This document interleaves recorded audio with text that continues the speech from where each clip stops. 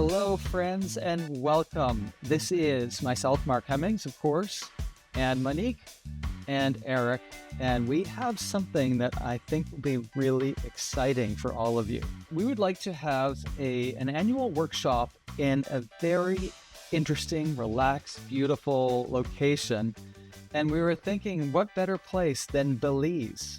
Well, I'll tell you why. Because Monique lives there. She knows the place very well. And another thing is that even though I have Caribbean experience, a fair amount, I've never been to Belize. So it'll be something that will be good for me as a photo workshop instructor, because when I have fresh eyes on a location, I feel really, really inspired. So Monique, we're going to hand it to you, and I'd love for you to explain a little bit about your wonderful island and what people can be thinking about if they decide to come with us on this adventure of the year. I prepared a little presentation. I've been living in Belize for the past 20 years. And well, on this island called Caye Caulker, it's a tiny island off the coast of Belize, surrounded by the beautiful turquoise waters of the Caribbean Sea. It has been my home for a long time, and I would love to share some things about it so that you can get an idea what to expect if you would join the workshop. Things about photography, but also about accommodation and food. So you will get a slight idea of what to expect. Caye Caulker, as I said, is a tiny island. It consists of the north and the south part. Here you see mostly the South Island, which is where the village is and where most activities are, and like shops and restaurants and the tour companies. And most people live here, about 2,500. And the north part, you see a little tip of it, is a little bigger. Altogether, it's like 6 miles long. And well, here where the small part, that's where I live. Here, it's about 80 to 100 yards wide. You can imagine that's very small. If I sit on my veranda where I'm sitting now, I see the sea on both sides. Yesterday, I was in my hammock around 6 o'clock and I saw the moon coming up at one side and the sun going down on the other side at the same time, which is very special. Almost everywhere where you walk, you see the sea. It's a very laid-back Caribbean village island. Well, here you see our front street, middle street, and back street. They have official names, but no one knows them. We refer to them as these streets with some side streets, and we work with landmarks. You can see the street is unpaved. None of the streets here are paved. It's all limestone base with a little bit of sand over it. Lots of trees and palm trees and lots of wooden houses, colorful houses. Very important part of it is also that there's no cars allowed on the island. There's a few from, like, the bank has a car and some construction companies have cars, but other than that, private people cannot have a car. The way to get around is by foot, by bike, or by golf cart. That's how you get around. Originally, Caye Caulker was a fisherman's island. A huge part of the lobster and shrimps comes from Belize. If you go for example, red lobster, I think a lot of the lobster comes from Belize. But right now, the main source of income is tourism. You still see a lot of people fishing from the shoreline or with the little boats they go out, but it's not the main source of income anymore. I'm not sure if anyone can see it, but here on the line you see some white lines, and that's the reef. It's the second largest barrier reef in the world after the Great Barrier Reef in Australia. So that makes it a great destination for scuba diving, snorkeling, and well, everything in, on, around, under the water you can do here. People in Belize and in Caye Caulker too, there's a very mixed combination of Creole and Caravuna people, the Black community, Maya culture, the original people from this area. It's a big part of the community. It's a lot of Mexican people and mestizo. Mestizo is like more of a mixed, a mixture of different cultures. Mennonites you can find here. And of course, a great deal of Western expats that come and spend the winter here, or some they retire here and spend the whole year. People are very friendly, easy to talk to, easy to chat with. If you are here for a couple of days, soon you will hear that people recognize you and greet you and know you by name, which gives it a very comfortable feeling. Photography opportunities, well, there's a lot. For me, one of the main things is all the architecture and the colorful buildings. There's so many old wooden structures that are either new or old, painted in the most weird color combinations, but altogether it's a great sight. Here you see a row of old little cabanas that are all painted in different colors. But you see a lot of these structures and where people hang out and spend their time. Another thing is street photography. Not a lot of places here have air conditioning, and it's pretty warm most of the year. So everything happens on the street. People hang out, have their beer, have a chat, walk around, bike around, just sit in the street, which makes it a really good place for street photography. Portraits are also very good here with the mixture of cultures. And surprisingly, the people are very easy when it comes to taking their photos. If you ask nicely, they are very willing to have their photo taken. And sometimes they want a copy and sometimes they don't. But they're really easy for that. Lots of animals. Mostly small animals, of course, the sea life, but you need to take a snorkel tour, scuba diving tour, and your underwater camera. This is a little crab that I found on a dock. Well, there's some like wildlife in geckos, lots and lots of geckos, iguanas. There's crocodiles on the island. On Caye Caulker, still a lot of dogs roam around freely.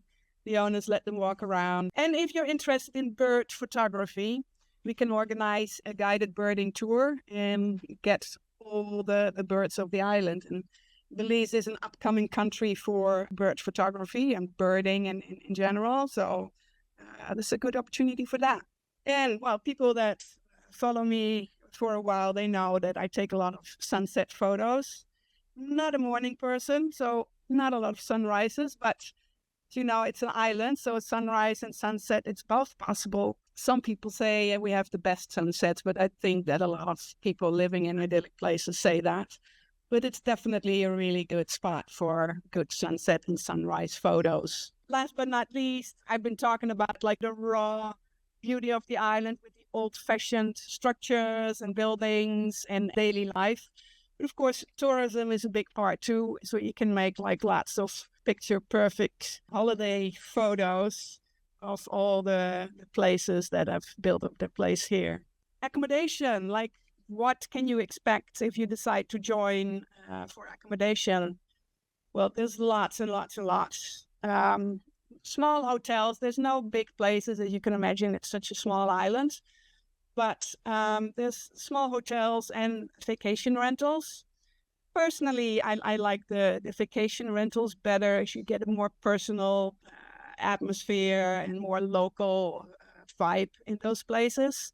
The prices range from, let's say, $50 to $250 US. Most places you can find on Airbnb and Booking.com. And of course, I can assist you in finding a place. This happens to be one of my rentals. We have 5, 2 of them are available for the period. This is the Sunny Cabana. This one, the Cozy Cabana, is on the same property as where we live and where our restaurant is. And they're both studios with a small kitchen and your own veranda and, of course, your private bathroom. Pretty basic but comfortable. What you can expect for food is it's a very wide variety, but mostly it's, of course, seafood.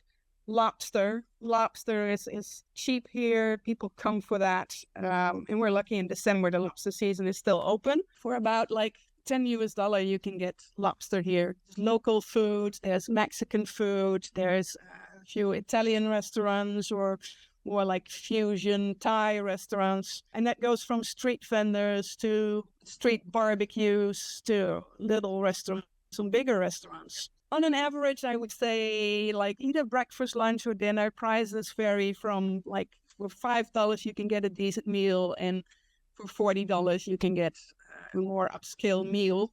I'm personally not a fan of the more upscale restaurants. Maybe because my husband has a very basic and authentic restaurant. That's this one. Wish Willie Bar and Grill. It's just a couple of picnic tables in the yard.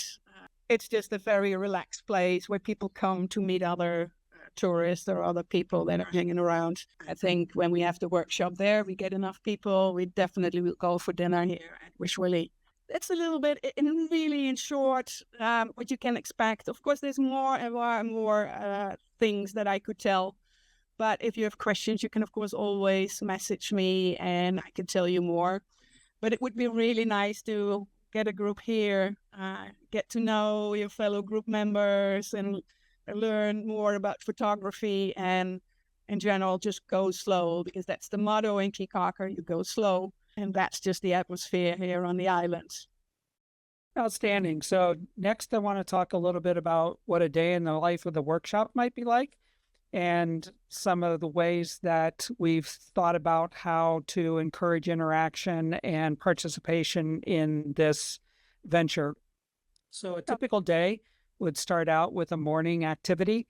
That will vary from day to day, whether it's a street photography. Mark's going to come down and scout out some locations for us to go. And then in the middle of the day, that may vary from day to day what actual time that is, but we will have some workshop time. In that workshop time, we will, of course, learn from Mark as our group expert. And we will also be hearing from Monique, myself. So, for example, I shoot a lot of birds in flight photography. So there are times when I may come back with 3,000 to 4,000 pictures from a outing.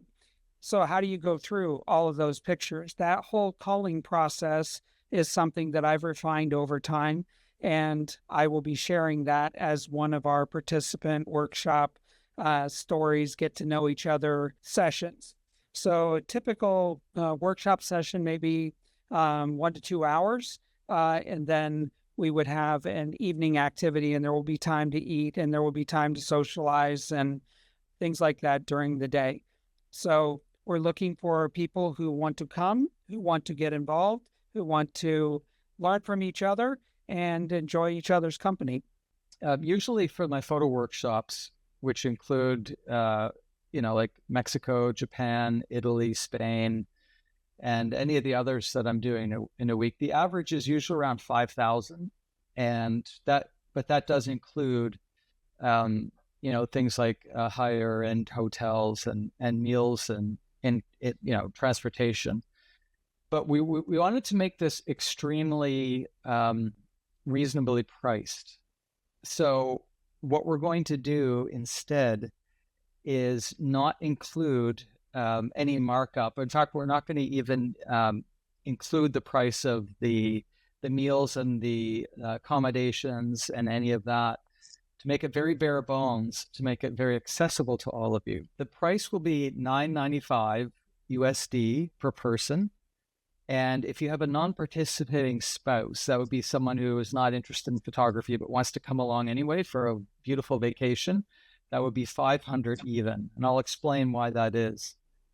Now, our hard costs that we would have would be, and the main cost actually is the half-day conference center. So obviously we need to be in a central location to have our sessions where we meet each other, we enjoy coffee or tea while we're doing our sessions. And that would be the conference center. So we would be renting that each day for a half day. And that $9.95 that each person would be paying would cover that. It would cover, for lack of a better word, wages for Monique and Eric. So what that refers to is all of the planning time and the logistics planning for Monique on the island. And also, I guess you could call it an honorarium or something to help Eric with his travel costs, because he will be doing a lot of the administrative planning as well, and my own expenses. So that means that it will be my flight, my accommodations, my food. Because this is my full-time job, I obviously need to not lose money, but I don't want this to be necessarily a for-profit situation, because it's sort of like a trial run. And if it goes well, which I'm sure it will, then we'll be planning to do this annually.